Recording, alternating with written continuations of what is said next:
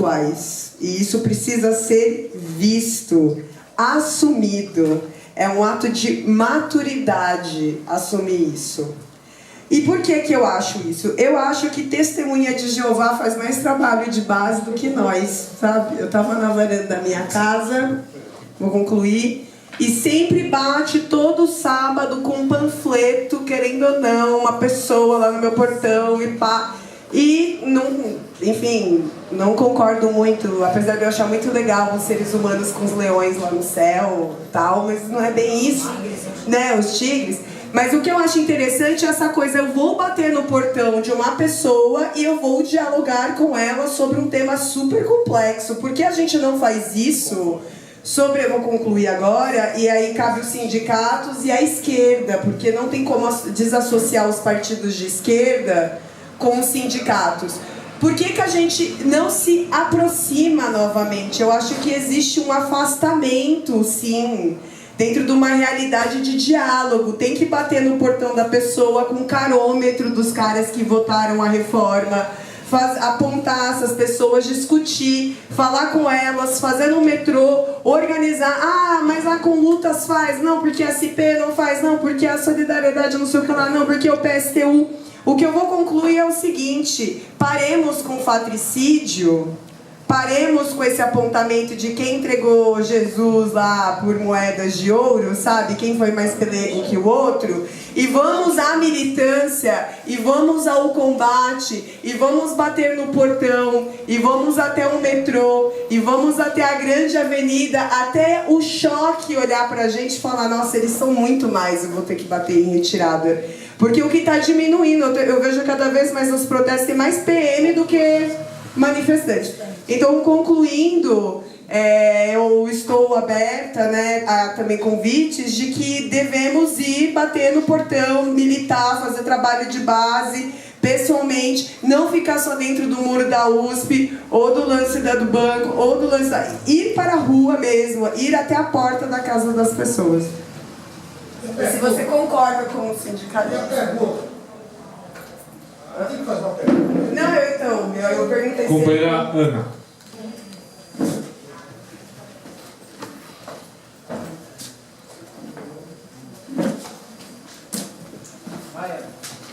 Oi, boa tarde. Eu sou trabalhadora do ICB, Instituto de Ciências Biomédicas.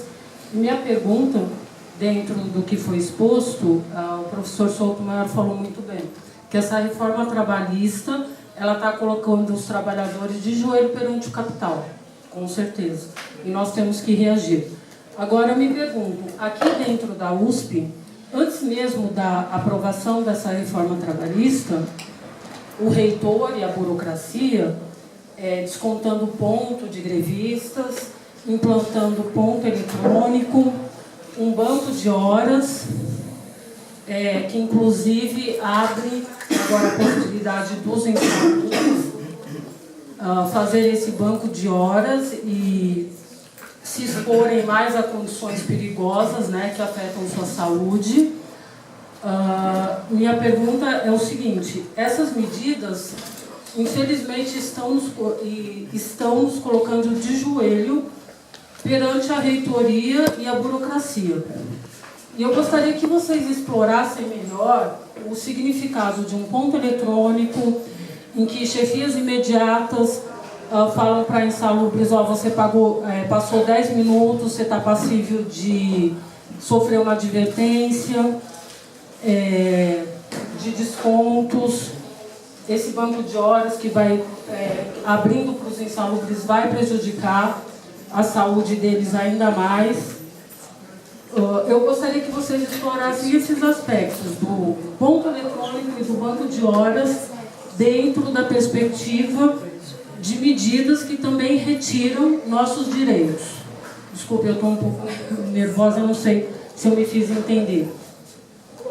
Obrigada. A última pergunta que eu queria fazer é o seguinte: é possível que a USP utilize os 30 minutos de horário de trabalho do almoço? Ela pode utilizar isso para os seletistas? Reduzir o horário de...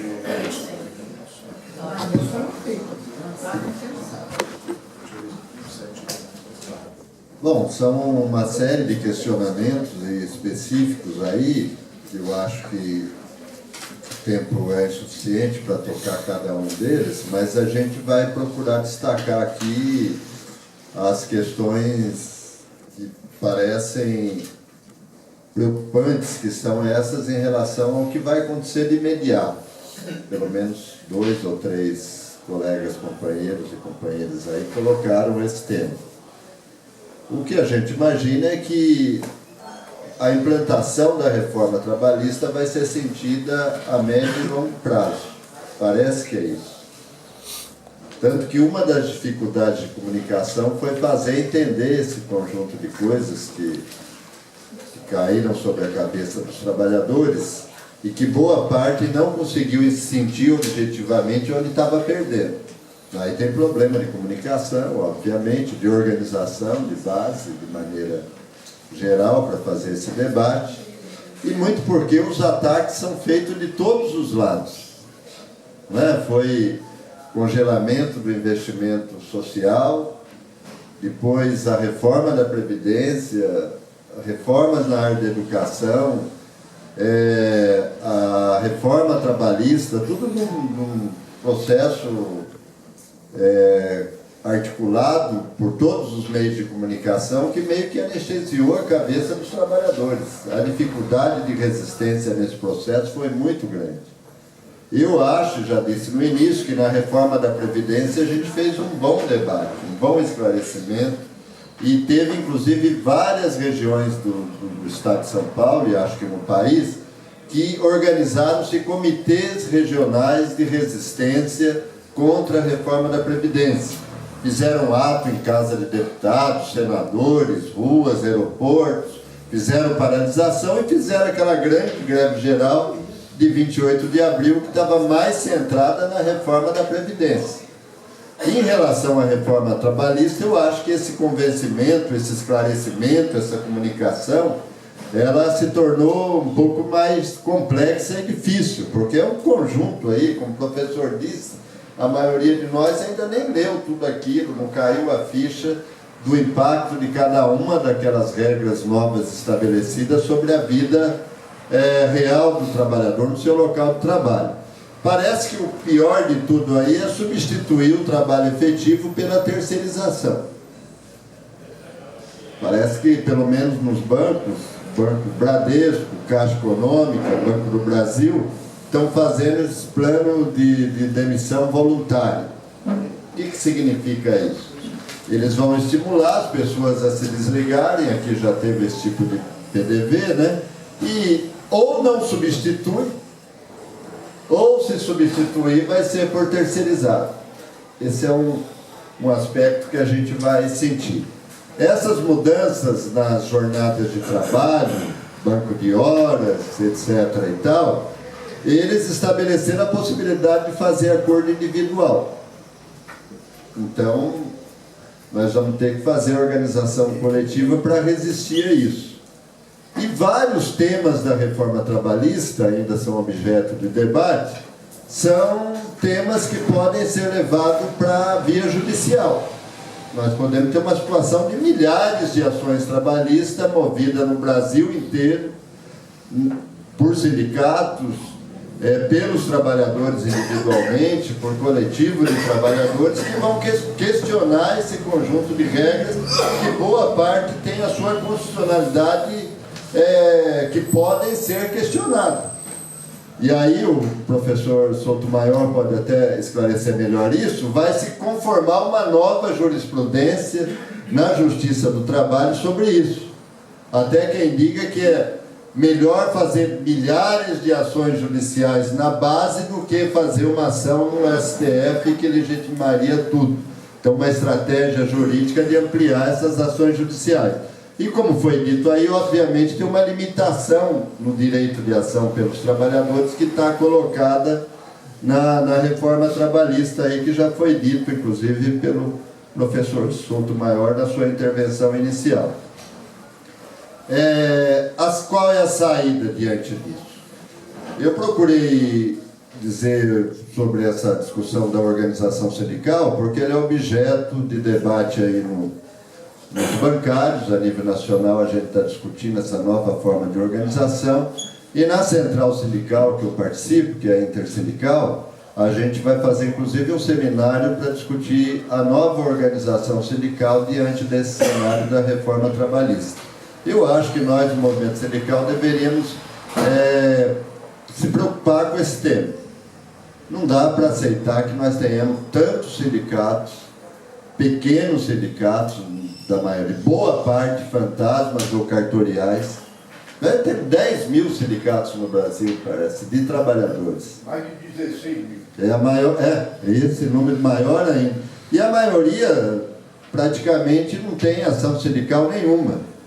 E esse imposto sindical, a gente sabe que está aí, nós, Sintusp, vários outros sindicatos, não sobrevivem com essa contribuição, aliás, é contra essa estrutura sindical, que prevalece o imposto compulsório e a anuidade sindical. Então nós temos que encontrar um caminho alternativo, porque como o Sintusp tem vários outros sindicatos que conseguem sobreviver porque tem trabalho de base, tem organização e conseguem fazer política sindical sem necessidade de ser amparado pelo Estado, vamos dizer assim, e ser sustentado pelos trabalhadores.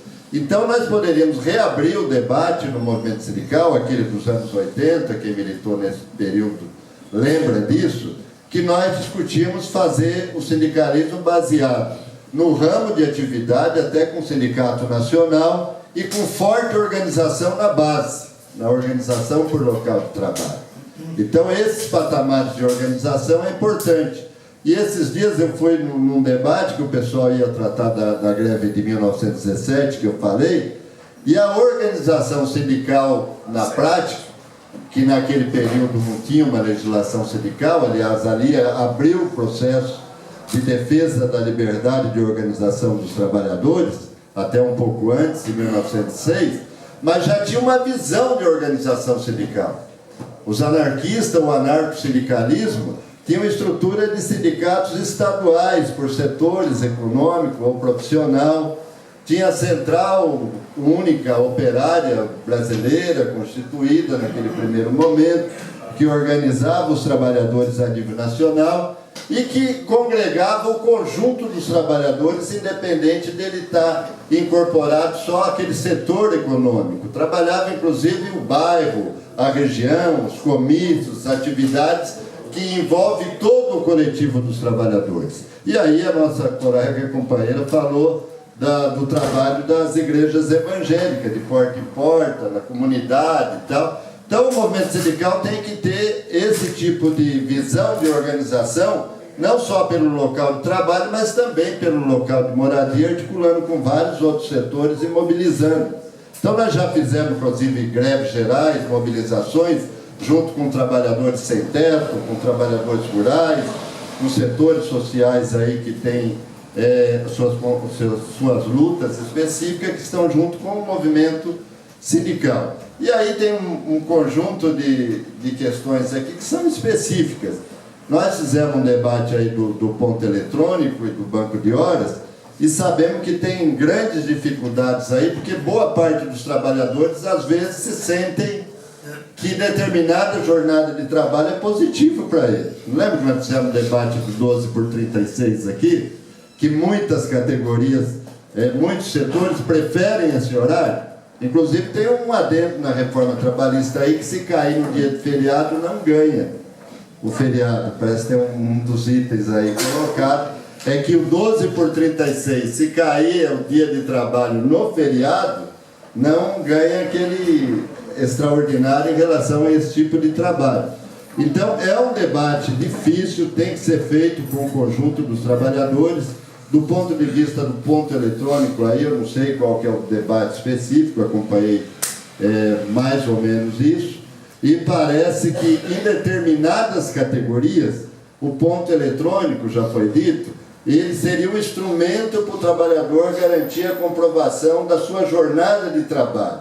E aqui a ampla maioria dos trabalhadores, pelo menos a gente fez um debate aí, achava que assinar o ponto em lista seria o melhor controle de ponto e não eletrônico, aquele que você assina e tal. Então, cada categoria, cada setor tem uma realidade em relação a esses controles de jornada. Mas o pior de tudo aí é essa possibilidade do controle, do acordo individual para estabelecer essas jornadas. Nós temos que continuar insistindo que esse é um debate coletivo que envolve toda a categoria, envolve toda a classe trabalhadora. Desculpem, o tempo aí terminou, não foi possível tocar em todos os assuntos, mas é um debate, a classe trabalhadora está fazendo esse debate a nível nacional, participamos de vários deles. No Brasil, todo o movimento sindical está preocupado. Agora, o que falta é articular melhor essa organização da resistência. Ainda está muito diluído no tipo de resistência que a gente vai fazer em relação a essa reforma e outros ataques contra os direitos dos trabalhadores. As centrais sindicais, por exemplo, não se reúnem desde a véspera da greve de 30 de junho, no final de junho. Então, elas precisam retomar essas reuniões, o movimento sindical precisa fazer plenárias nacionais, se articular como forma de resistir a essa ofensiva patronal contra os nossos direitos desse governo.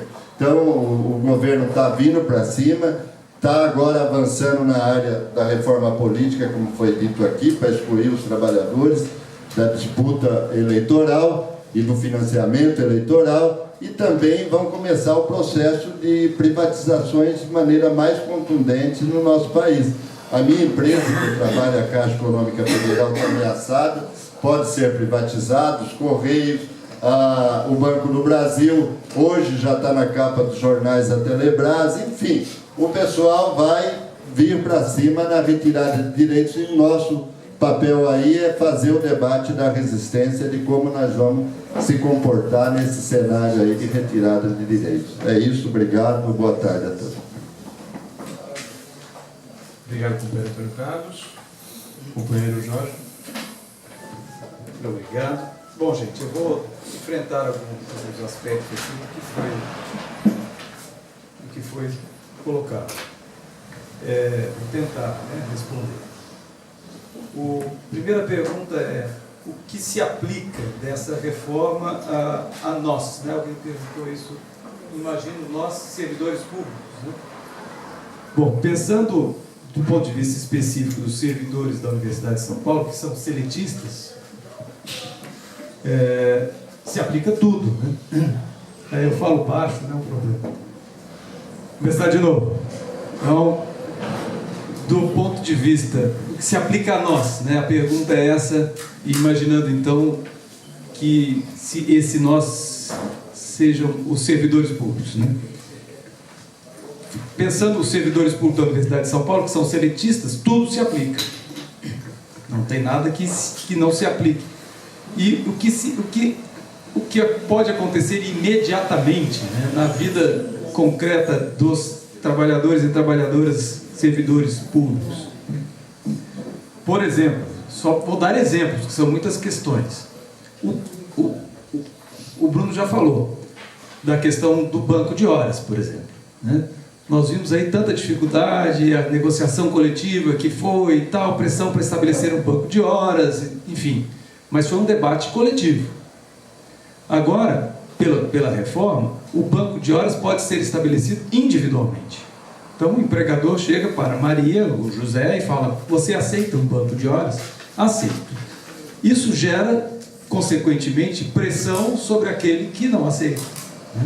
Então, situações de negociações individuais, que são possíveis pela reforma, elas causam uma pressão sobre aquele que não aceita a mesma condição, porque é um sistema hierarquizado, né? E aqueles que vão aceitando essas condições piores de trabalho vão, de certo modo, né, entre aspas, bajulando o chefe imediato e vão conseguindo posições, e o outro que vai resistindo na perspectiva de direitos vai sendo descartado, vai sendo assediado. Então, um ambiente de trabalho tende a ser mais conflituoso entre os próprios trabalhadores, e você vai perdendo perspectiva de solidariedade, de unidade, de ação coletiva. Então, o que eu disse, a reforma como um todo, ela destrói mesmo o sentido de classe trabalhadora. É preciso perceber isso. Se as pessoas ficarem olhando a reforma do ponto de vista individual, o que eu perco, a derrota já está dada aí, entendeu? Porque o sujeito pode até conseguir se safar. Eu me safei, eu não tive prejuízo com essa reforma de um jeito ou de outro. Mas no cômputo geral, a coisa é muito grande. Existem as ameaças de terceirização, trabalho a tempo parcial, trabalho intermitente, teletrabalho, que é uma realidade que pode acontecer muito facilmente no nosso cotidiano. Enfim, e além disso, né, aí pensando até do ponto de vista dos servidores públicos não atingidos pela reforma, os estatutários, digamos assim, né? No caso, os professores da Universidade de São Paulo. A gente tem essa divisão aí esquizofrênica. E aí os professores estatutários não seriam atingidos diretamente. E outros servidores públicos estatutários pelo Brasil afora que não seriam diretamente atingidos. Mas percebo, esses serão atingidos sempre com qual situação? Olha, os outros trabalhadores foram atingidos. Os outros estão se submetendo a isso. Além disso, há os desempregados, etc. E vocês que não aceitam são privilegiados, lutando por interesses individuais próprios contra o engrandecimento do país, etc. e tal, ou seja, eles serão massacrados publicamente. Então sofrem consequências também pela reforma. E alguém pode até querer ler essa reforma depois com calma e pensar assim, os prejuízos não são tão grandes, tem isso, tem aquilo, não é o fim do mundo, alguém dirá, né? Só que é o passo inicial de um fim do mundo que vem na sequência. Se essas mudanças, se esses retrocessos se apresentam concretamente, na sequência, como eu disse, eles vão querer mais. Agora, recentemente, no Congresso, né, do agronegócio, eles falaram abertamente, essa reforma trabalhista que está aí é muito tímida. Nós queremos muito mais. Nós queremos jornadas de 80 horas semanais, né? Não falaram isso expressamente, né? Nós queremos relações de trabalho completamente desprovidas de direitos. Então, se alguém está achando que isso aqui é pouca coisa, a concretização dessa pouca coisa nos conduz a muito mais coisa logo na sequência, enfim. Agora, me perdoe uma observação, assim, do ponto de vista de não contraposição, né? Mas é até bom quando há debate tem contraposição, né? Mas não será isso. Mas você falou duas vezes que na reforma da Previdência a reação, digamos assim, a comunicação se fez de forma eficaz, etc. E por isso que a reforma da Previdência não adveio. Não me parece que tenha sido isso. A mim me parece que tenha sido uma opção política, né, de quem dos autores das reformas, porque existe uma questão que se chama como é que chama? Coeficiente, não, índice, oh meu Deus, a lei para aprovar a reforma previdenciária é uma lei complementar, né? Ela precisa, é um quórum, exatamente. Ela precisa de um quórum maior de aprovação. E a previdência, e a da trabalhista é maioria simples, né? Então, politicamente, nós vamos primeiro fazer isto, que é mais fácil de ser feito do ponto de vista da aprovação no Congresso, e depois a reforma previdenciária, que é um quórum elevado, de 2/3, né? E eles não tinham esse quórum. E aprovando a reforma trabalhista, eles ganham a força política de reforço do governo e tudo mais para conseguir a reforma previdenciária. Então não foi porque a classe trabalhadora conseguiu barrar a reforma da Previdência, foi a estratégia política do outro lado que pensou melhor, primeiro a trabalhista, se a gente passar a trabalhista, se não passar nem a trabalhista, quanto mais vai passar a previdenciária. Então é cálculo político isso aí, mais do outro lado, do que vitória da classe trabalhadora, tanto que eles estão vindo agora com tudo, do ponto de vista da reforma previdenciária. As perguntas que que a Nelly fez são várias perguntas do ponto de vista do que acontece, a quitação anual do trabalho, né? Existe essa possibilidade agora do empregador negociar, entre aspas, com o empregado, anualmente, uma quitação dos direitos trabalhistas de um determinado ano. O empregado pode ser submetido a assinar um documento em que diz: todos os meus direitos desse ano foram regularmente pagos, eu estou dando quitação de tudo. Claro que isso depende, segundo a reforma, da participação do sindicato, né? E haverá, logicamente, sindicatos que oferecerão resistência a isso, mas não haverá sindicatos que não oferecerão. E aí, percebam, os sindicatos que oferecerem resistência às reformas, resistência à redução de custo, resistência à redução de direitos, serão colocados em contraposição aos outros sindicatos que aceitam, né? E aí vem toda uma mídia por cima dizendo: os sindicatos xiitas de não sei mais o que não aceitaram as negociações coletivas, reduzindo direitos, e o que a empresa teve que fazer? Dispensar trabalhadores e, consequentemente, gerou desemprego. E aí os dirigentes sindicais vão ter que ser submetidos a serem considerados como os algozes dos trabalhadores que perderam o emprego. Então, quando você permite quando você perde esses limites mínimos de exploração do trabalho e permite que esses limites mínimos sejam negociados, você estabelece uma relação de competitividade no nível da classe trabalhadora, uma competitividade fraticida, uns destruindo os outros. É isso que essa reforma faz, percebam. Mas depende do sindicato. E o sindicato não quiser? Se o sindicato não quiser, ele vai ser massacrado, né? Não estou dizendo que o sindicato deva querer, ele tem que resistir, mas as consequências são consequências, né, desastrosas. E individualmente, os trabalhadores individualmente, aí há direitos que possam pedir, a questão da constitucionalidade, pode pedir processualmente essas reparações de direitos. É possível, mas a reforma, depois vocês vejam lá quando puderem, a reforma tenta impedir o acesso à justiça. Os trabalhadores individualmente terão enorme dificuldade de irem à justiça do trabalho para pleitear os seus direitos, porque são vários dispositivos que impõem custos aos trabalhadores, honorários advocatícios, honorários periciais. Se alguém, por exemplo, imaginar assim: bom, eu fui submetido durante 5 anos a um assédio moral, né?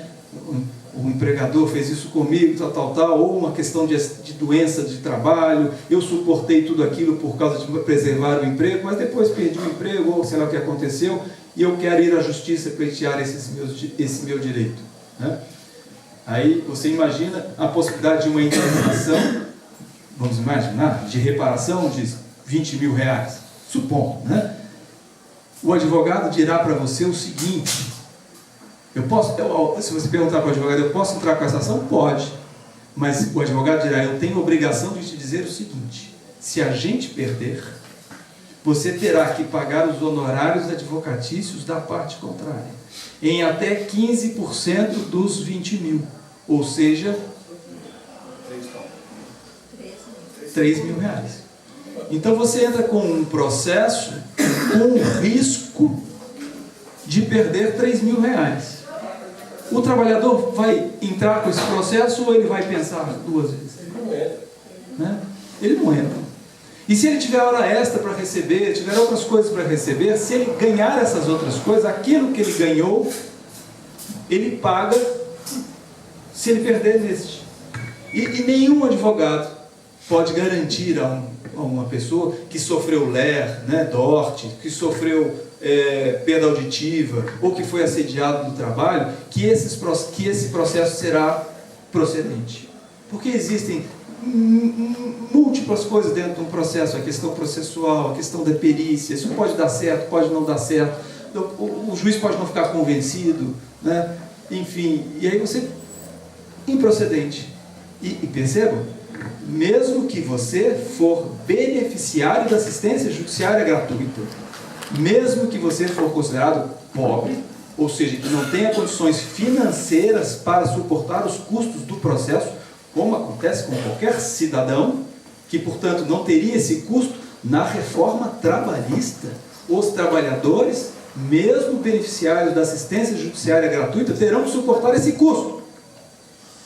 Esta reforma é uma ofensa à classe trabalhadora na perspectiva da consideração da cidadania.